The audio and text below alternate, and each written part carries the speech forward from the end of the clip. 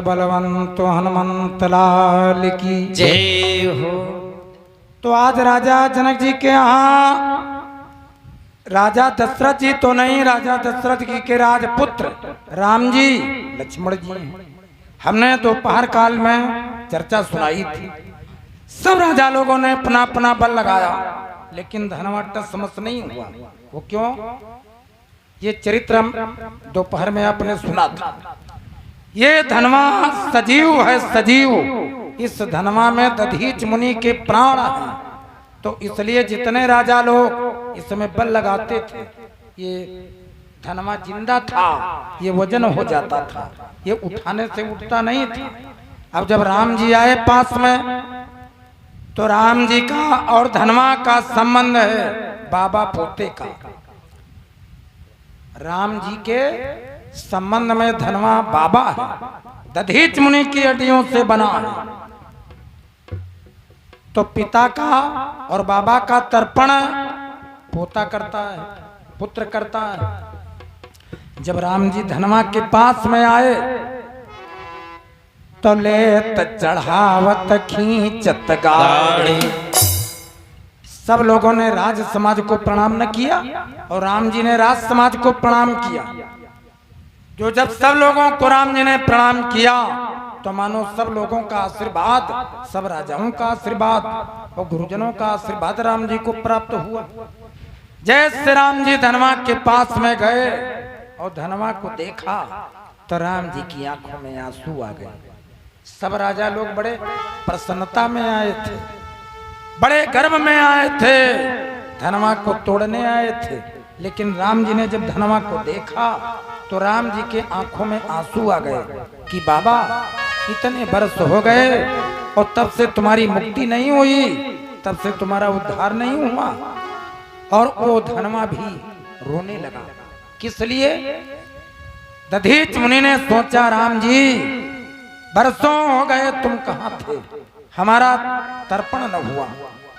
भक्तों, तो राम जी ने धनवा को जैसे उठाने के लिए आगे हाथ बढ़ाया, तो राम जी ने धनवा को उठाया नहीं।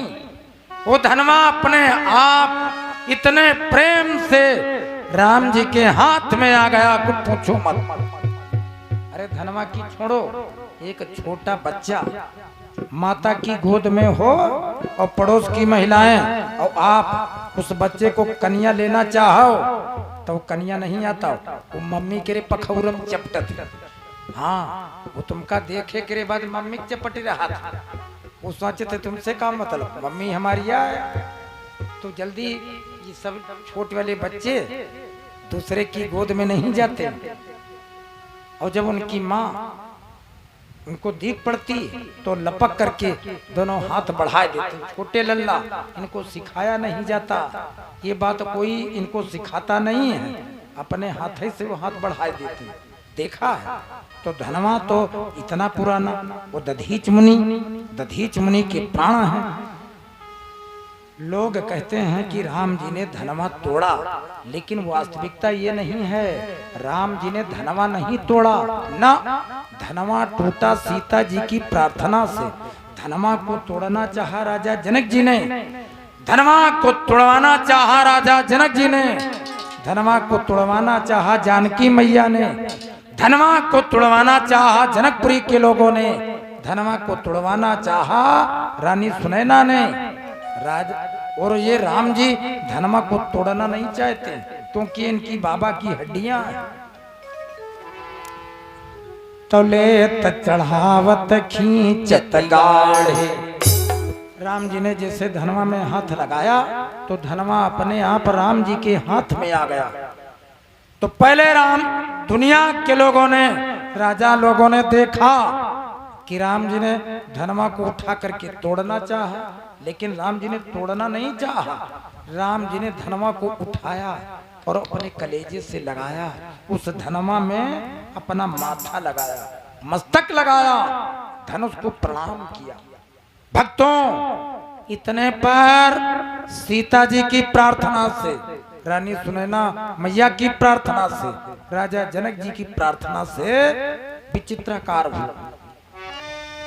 इतने में चर चर शब्द हुआ, फिर गूंजा एक तड़ाका सा, रघुनंदन से धनु टूट गया, दुनिया में हुआ धमाका सा।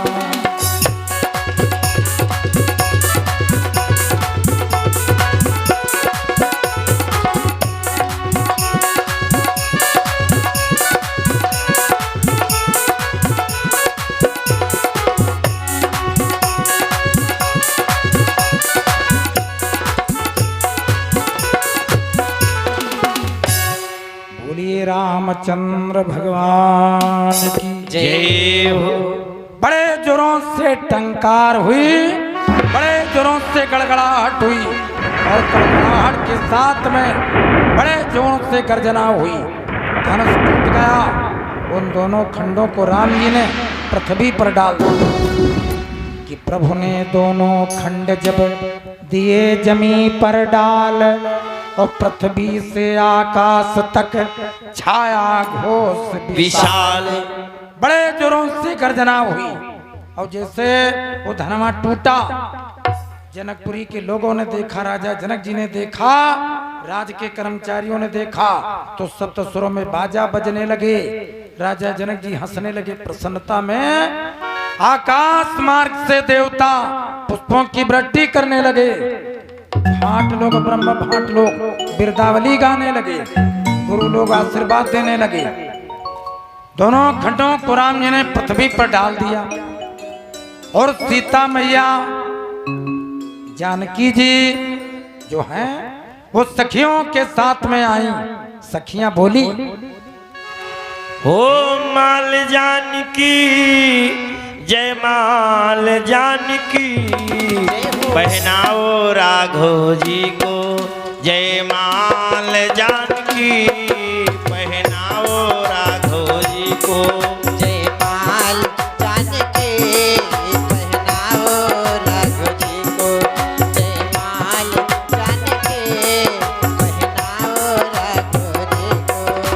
जय माल जानकी जय माल जानकी, माल जानकी जय माल जानकी, ये पहनाओ राघव जी को जय माल जानकी, पहनाओ राघव जी को जय माल जानकी, पहनाओ राघव जी को जय माल जानकी, पहनाओ राघव जी को।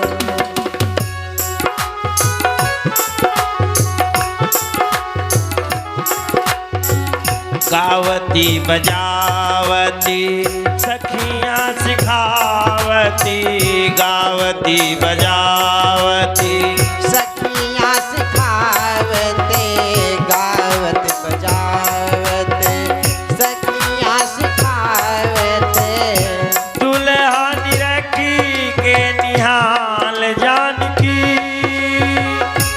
दुल्हा निरखी के निहाल जानकी, पहनाओ राघव जी को जय माल जानकी, पहनाओ राघव जी को जय माल जानकी, पहनाओ राघव जी को जय माल जानकी, पहनाओ राघव जी को।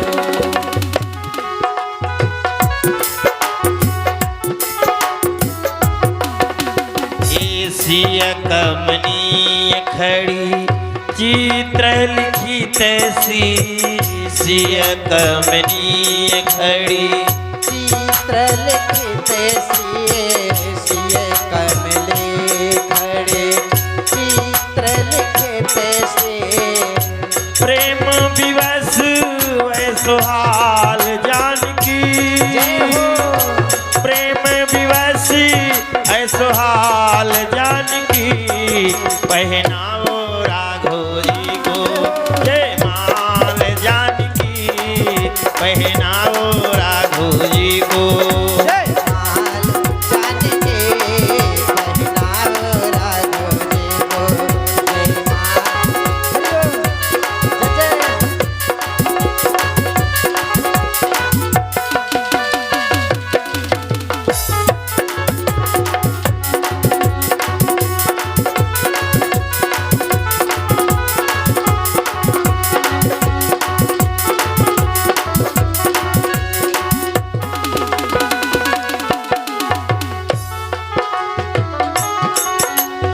माल जानकी पहनाओ राघव जी को जय माल जानकी पहनाओ राघव जी को सच्चिदानंद भगवान की जय हो। जैसे धनवा टूटा तो राजा जनक जी के जो कर्मचारी हैं वो बड़ा प्रसन्न है, वो राम जी की जय जयकार करने लगे। लेकिन जो राम जी से जिनको ईर्ष्या था कि हमारे गले में माला क्यों न पड़ी, हमसे धनवा क्यों न टूटा, उनको बड़ा बुरा लगा। वो ईर्ष्यालु लोगों को बड़ा कष्ट, वो सब खड़े हो गए कनके बास, हम ऐसे नहीं मानते कि राम जी बड़े पराक्रमी बलवान, इनके द्वारा धनवा टूट गया। बोले क्या? अरे कहा इसमें राजा जनक जी की चालाकी है, इसमें कोई कूटनीति। हम राजा लोगों को बुला करके अपमान करवाया। अबे जितने राजा लोग हैं, हम सब राजा लोग आपस में लड़ाई लड़ेंगे, और जो सब राजाओं को परास्त कर देगा, जो सबको जीत लेगा, उसके गले में सीता जी की माला पड़ेगी। तो सदानंद मंत्री जी ने सबको फटकार लगाई कि अब तुम सब लोग अपने अपने नगर को जाओ, तुम्हारी तलवार तीर वाली गर्मी सब धनवा के साथ में ठंडी हो गई। तो सब लोग तब शांत पड़े।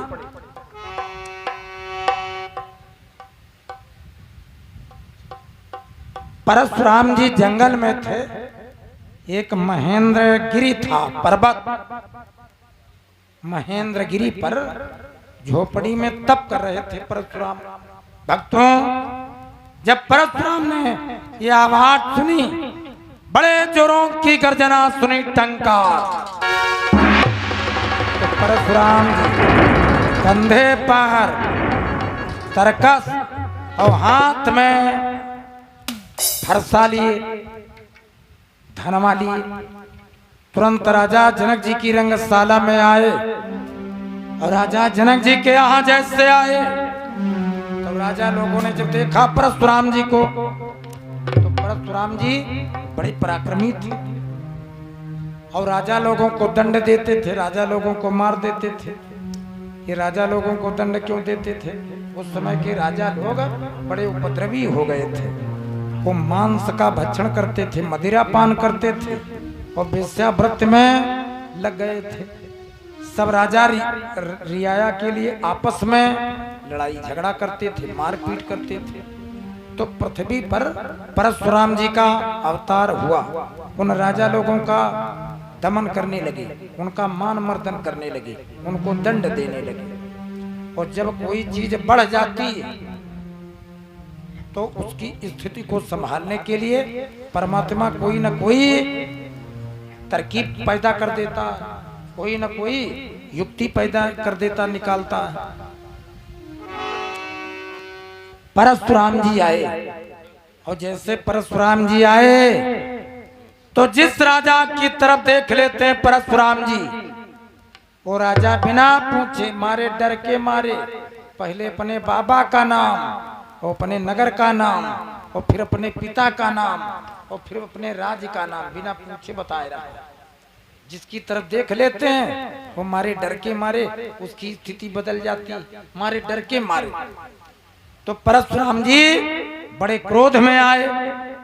और देखो तुलसीदास जी वर्णन करते हैं, टेढ़ी जानी बंद है सबका, टेढ़ी जानी बंदे सबका, टेढ़ी जानी बंदे सबका, टेढ़ी जानी बंदे सबका, टेढ़ी जानी बंदे सबका। वक्र चंद्रमा सही नरा, वक्र चंद्रमा सही नरावो, वक्र चंद्रमा सही नरावो।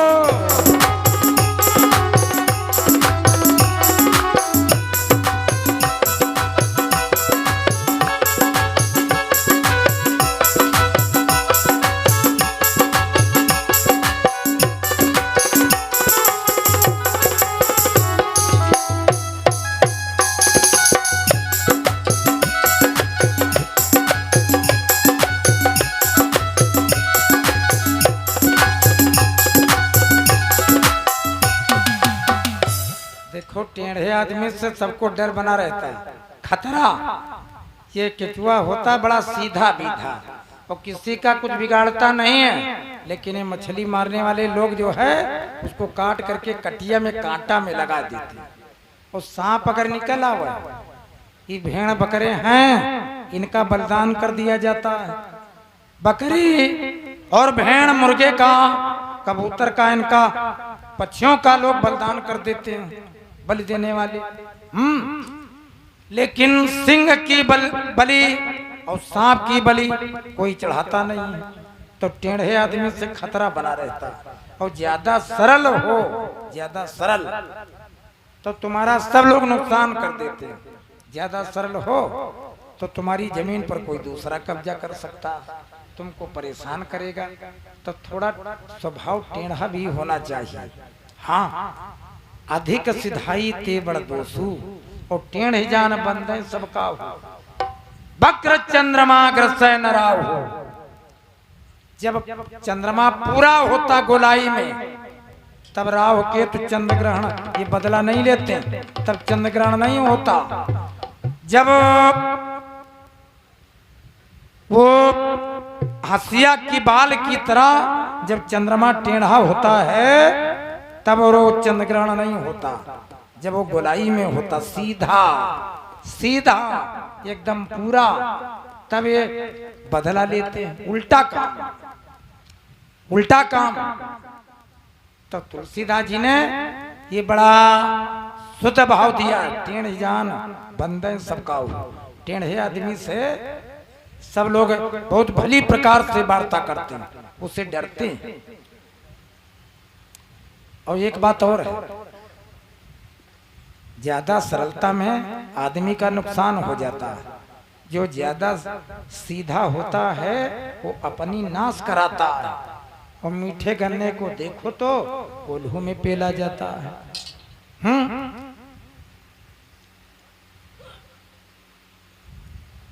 मीठी बाणी के कारण ही तोता पिंजड़े में आता है।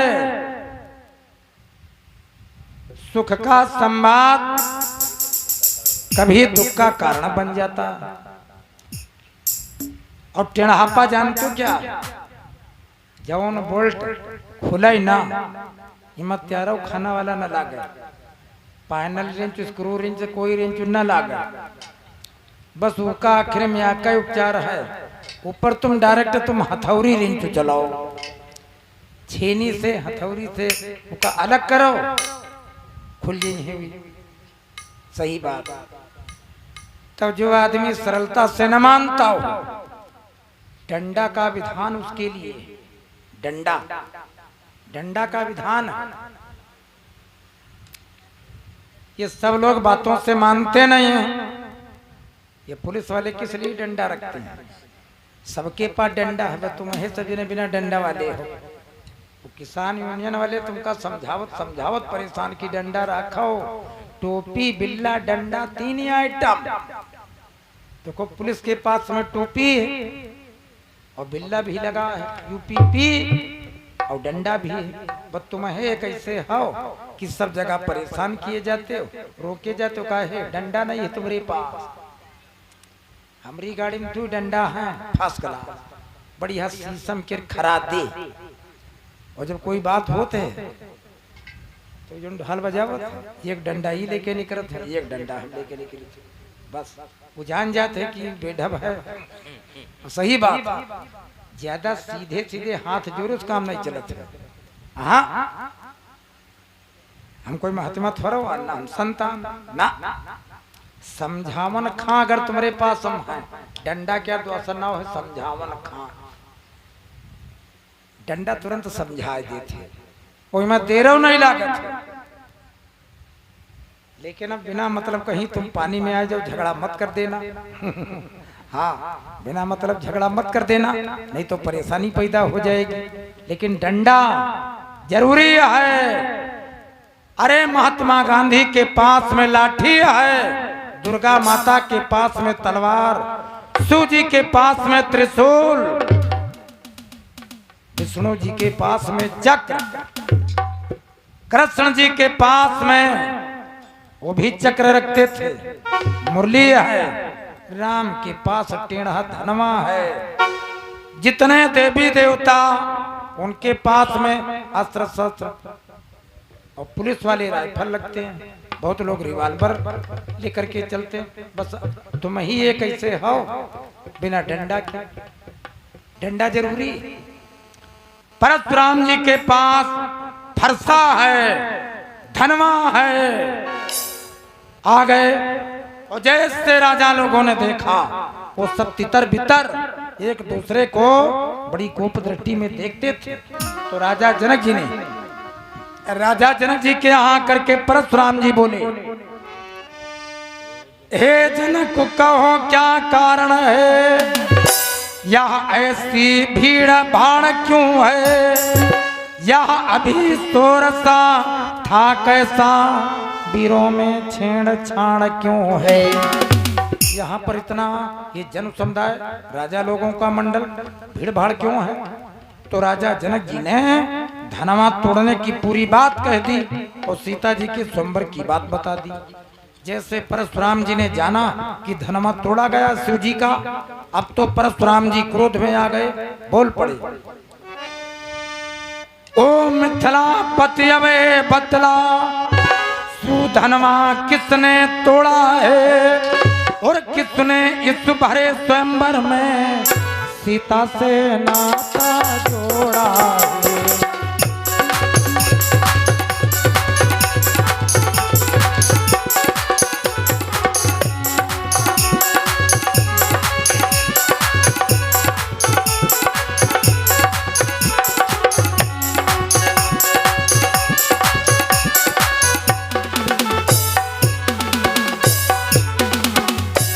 अत्यंत शीघ्र बतला मुझको, वरना चौपट कर डालूंगा। जितनी ये है पृथ्वी तेरी, सब उलट पलट कर डालूंगा। कहा जहां तक तुम्हारा राज्य है वो सब राज्य को उलट पलट कर देंगे, सब नट बरट कर देंगे। ये बताओ भगवान सूर्य के धनवा को तोड़ने वाला अपराधी कौन। तो राजा लोग सब डर गए, सब परशुराम जी से डर गए, भयभीत हो गए। लेकिन भगवान राम जी आगे बढ़े और हाथ जोड़ करके परशुराम जी को प्रणाम किया। बड़ी विनम्रता में बोले, परशुराम जी बड़े क्रोध में और राम जी बड़ी सरल मुद्रा में। राम जी क्या बोले, सुधनुष तोड़ने वाला तो कोई सु प्यारा ही होगा।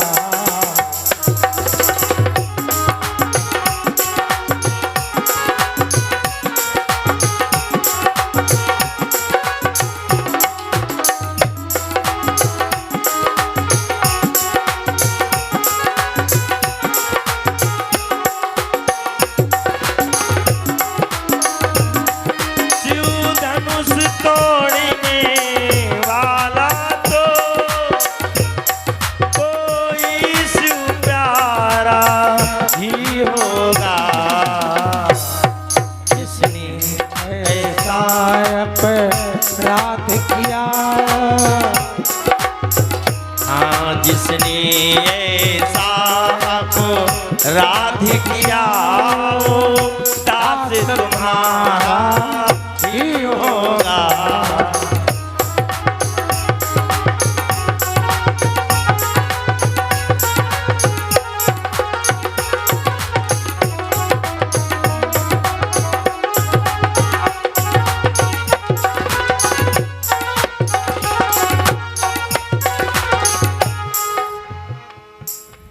शिव धनवा तोड़ने वाला कोई शिव जी का भक्त होगा और जिसने ऐसा अपराध किया वो कोई आपका दास होगा।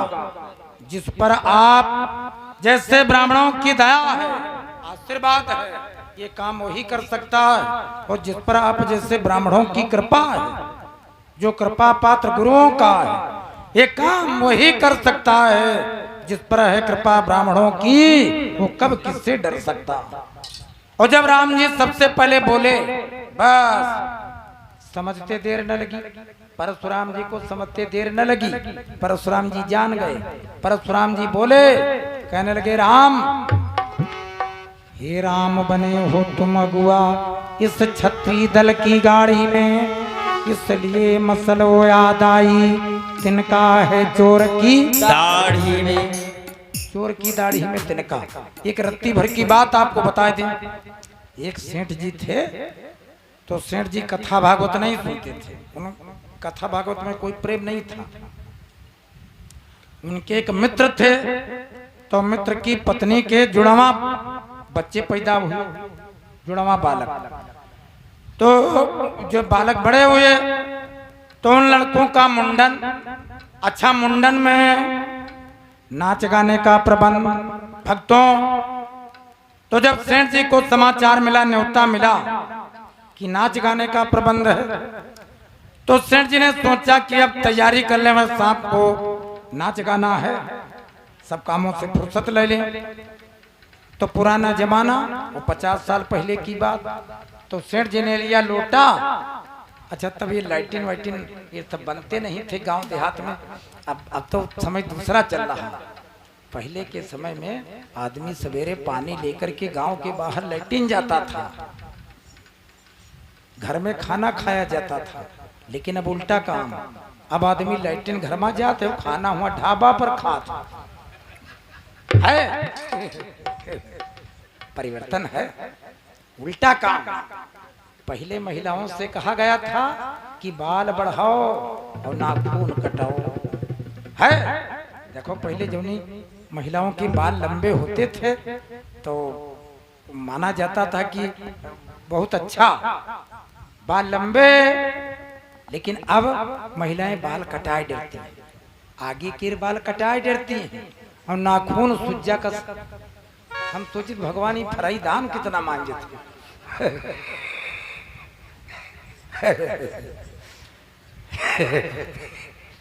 कोई कोई करे तो 10 उंगली में नाखून बिल्कुल चुआभा। अरे भगवान, भालू फेल है, भालू पंजा बेकार है। तो बात कर रहे थे वहां की। सेठ जी ने लिया लोटा में पानी और दिशा मैदान चले गए। अच्छा, वो गांव के बाहर निकल गए, एक बेर का पेड़ लगा था और बेर के पेड़ की छाया में लाइटिन के लिए बैठ गए। 5 मिनट बीते और इतने पर चली हवा, एक पका हुआ बेर ऊपर से नीचे गिरा, बिल्कुल छुहारा। आखिर में झरंगा कोई छुहारा जैसा बेर गिरा। तो सेठ जी के लालच आया, बेर उठाया और खाने चले। तो मन में इनके आया लाइटिन में बैठे हैं और यहाँ बेर खाना ठीक नहीं, घर पर चले कुल्ला मंजन करें तब खाएंगे। लेकिन मन बड़ा चंचल होता। मन कहने लगा, अरे कौन 10-5 अकेले कोई बेर कुल्ला मंजन को झंझट करे खाओ। लेकिन तब लग फिर दिमाग में आया, अगर कोई आदमी ने देखा तो बड़ी बदनामी करेगा कि सेठ जी की अकल नहीं, लैट्रिन में बैठे अब बताओ बेर खाए रहे हैं। तो इधर उधर को देखा और कोई दिखाई नहीं पड़ा। तो बेर को मुंह में रख लिया, गुठली बाहर, गुदा खा गए। और वहां से आए, हाथ पैर धोए, कुल्ला किया, मंजन किया, अंधेरा हुआ, लगाया बाल में तेल, निकाली मांग, पहने पैंट कोट, लगाई टाई और चले गए। कहाँ? वही अपने मित्र के वहां। और वहां सफेदाबाद के नाचे वाली एक, वो नाचे वाली बजा तबला, बजी हारमोनियम। और जैसे वहां सेठ जी गए, बस घर वाले जो थे वो देख, सेठ जी इधर आ जाओ, इधर सेठ जी इधर आओ, इधर। तो नाचने वाली ने ताड़ लिया, वो जान गई कि गांव के मुखिया आदमी ये है। अच्छा, हम लोग जान लेते हैं, हम लोग कथा सुनाने जाते हैं तो जब गांव में जाते हैं तो इसे पता चल जाता कि गांव का मुखिया आदमी कौन है, इनका मौसा कौन है, फूफा कौन है, इनके नाती कौन है, भांजे कौन है, हम लोग को पता चल जाता। जब सेठ जी के लिए कहा, सेठ जी इधर आ जाओ, सेठ जी अरे इधर आओ, इधर आओ। तो नाचने वाली ने सोचा गांव के मालूम पड़ते मुखिया जी है। उसने गाना शुरू किया, बजा तबला। और जैसे तबला बजा तो नाचने वाली ने गाया कि जान गयूं लाला है, लाला बड़े सोचने लगे, वाह देखो इतने गांव के लोग बैठे हैं और नाचने वाली भी जानती हम हूँ कुछ वान, हमारे नाम पहले लिया। उसने गाया कि जान गयूं लाला। अब सेठ जी का आगे नहीं मालूम कि गजब होने वाला। अरे जान गयूं लाला वही बेरा वाली बतिया, जान गयूं लाला वही मेरा वाली बतिया, जान गयूं लाला। लाला सोचे कि देखन तो बहुत तेरा रहा है, लेकिन ये कहाँ खड़ी रहे देख के।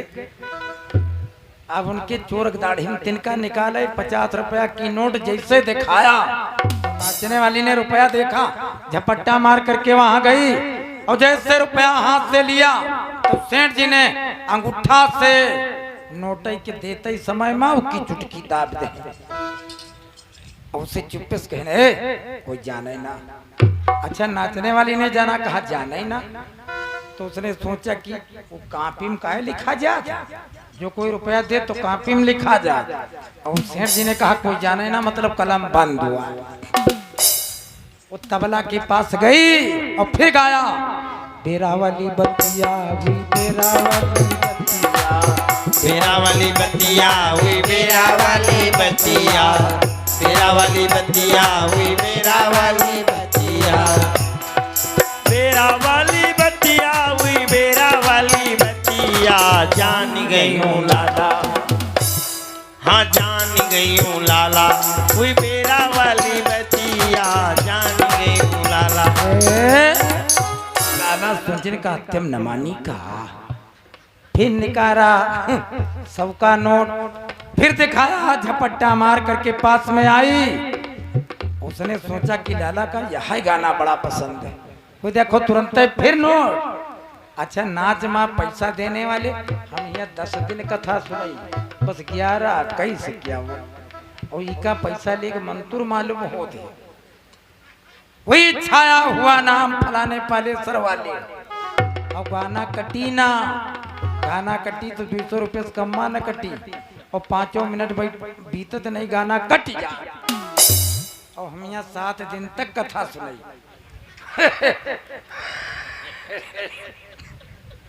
हमका जो कोई रुपया, हम तो कबो कबो अचंभव फंस जाई। कोई इतने होशियार आदमी आवत, जौन नोट पेट्रोल पंपों पर नहीं चली वहाँ यहाँ भगवान चढ़ा जाते हैं। हम कही तो भगवान तुम्हारो कल्याण करे। हाँ जौन नचही वाली नोट है। हाँ और महिलाएं आती हैं रुपया भगवान अब चढ़ाती, अब वो आंचल वाला कपड़ा हाथ में रामचंद्र भगवान, 3 पोतियां हैं, एक पोतव दे दी। तो हम सोची तो रुपया पोतम चला गा कि हमारी कथा का हुई कहाँ चले गए। उसने फिर गाया, बेरा वाली बतिया हुई बेरा वाली बतिया, बेरा वाली बतिया हुई बेरा वाली बतिया, बेरा वाली बतिया हुई बेरा वाली बतिया, बेरा वाली बतिया हुई बेरा वाली बतिया, कही दे बैला गयो लाला।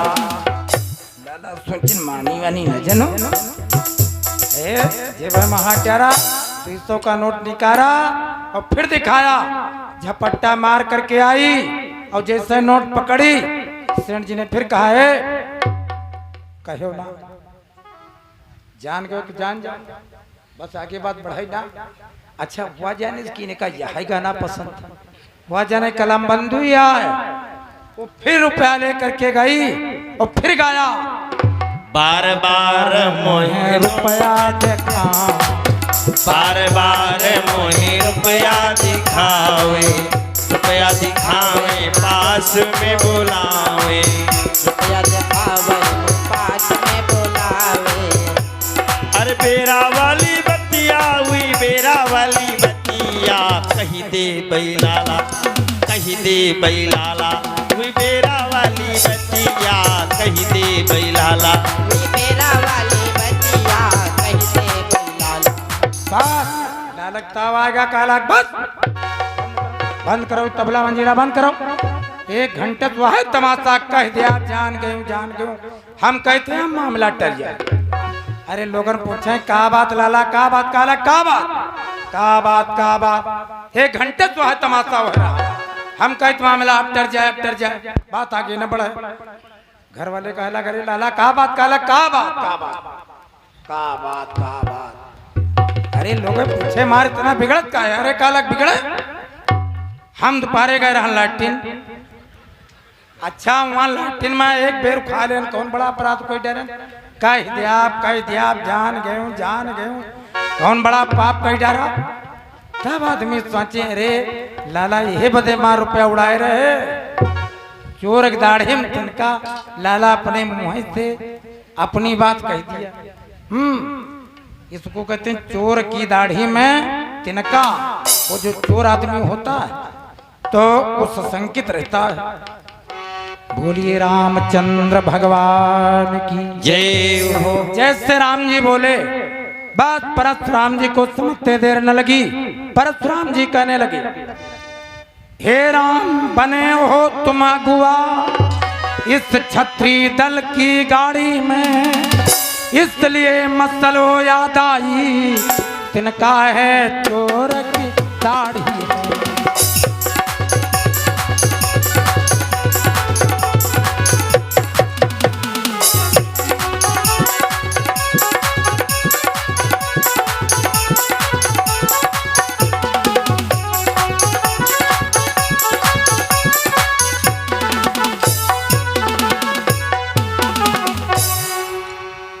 जैसे राम जी की तरफ परशुराम जी आगे बढ़े, हाथ में परछा लेकर के बढ़े और कहने लगे कि श्री राम, जो भगवान शिव जी के धनवा को तोड़ने वाला है वो अपराधी है, और उस अपराधी के वास्ते ये कुठार की धार हम तुमको दंड देंगे, तुम्हारा वध करेंगे। तो लक्ष्मण जी पास में आ गए। भाई का प्रेम, लक्ष्मण जी उबल पड़े। लक्ष्मण जी कहने लगे महाराज हमारे भाई का कोई अपराध नहीं है, और भाई ने बड़ी विनम्रता में आपसे बातें करनी चाहिए। तो आपके क्रोध पहले आ गया, और जब इन्होंने बड़ी मृदुता में सरलता में बात करना चाहा तो आप क्रोध कर रहे हो। हमारे भाई का अपराध नहीं है, हम लोगों से कोई अपराध नहीं हुआ है। अरे महाराज आप इतना उग्र स्वभाव में क्रोध कर रहे हो, ये धनवा बड़ा पुराना था, राजा जनक जी के यहाँ रखा था।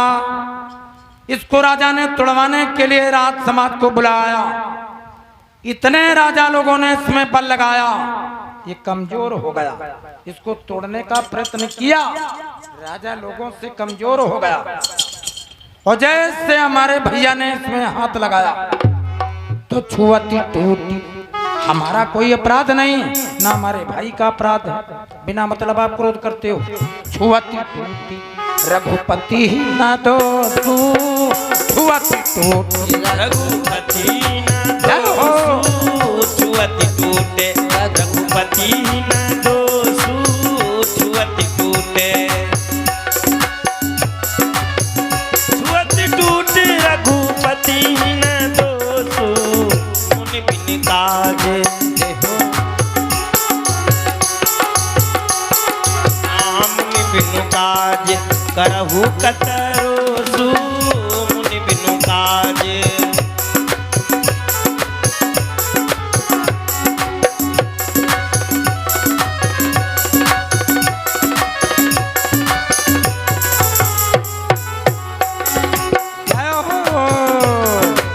बहुत अच्छे।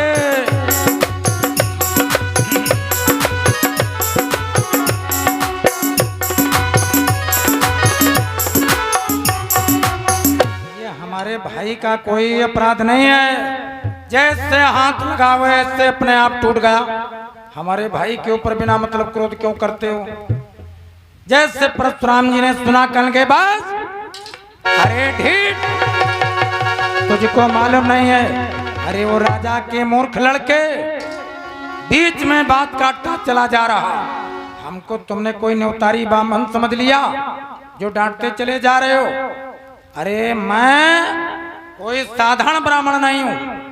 21 बार इस पृथ्वी पर सुरत की नदियां बहाने वाले, और 21 बार वीरों को मृत्यु के घाट उतारा है। हमारे इस लव कुल्हाड़े ने छत्राणी राण मचा दी है और तुम हमसे बात लड़ाते हो।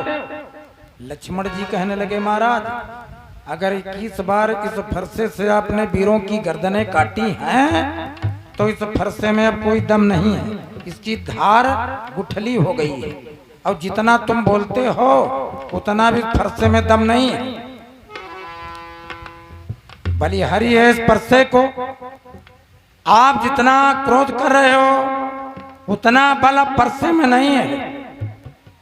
बड़े जोर से परशुराम जी और उबाल में आ गए, बोले बस बस बस बस राजा के मूर्ख नादान बालक। तो घी पड़ते ही जिस तरह बढ़ जाती है ज्वाल, वो परशुराम में आ गया तत्क्षण एक उबाल। परशुराम जी बोले कि अब राजा के लड़कों तुमको मृत्यु का दंड देना। और जैसे आगे बढ़े उंगली चमकाई, लक्ष्मण जी फिर बोले यहाँ कुमड़ बतिया को नाही और जे तर्जनी देखी मर जाए। बार बार आप ये उंगली उठा रहे हो, हम कोई ऐसी माता के लाल नहीं है जो हवा दिखाने से डर जावे और ना कोई छुई मुई की पेड़ है जो धक्का लगने से मुरझा जावे।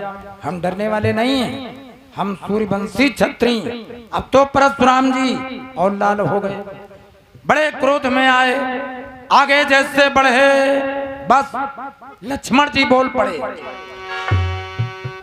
बहुधन ही तोरी लड़काई, बहुधन तोरी लड़काई, बहुधन ही तोरी लड़काई, बहुधन ही ओ बहुधन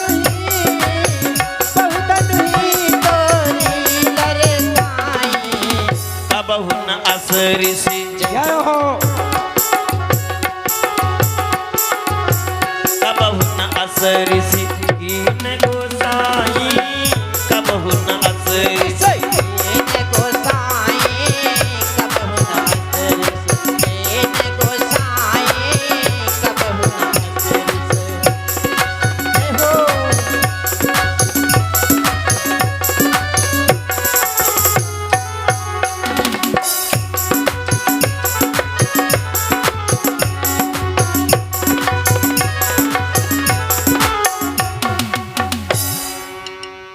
बहुधनु ही तोरी लड़काई, कबहु न सृस कीन गोसाई।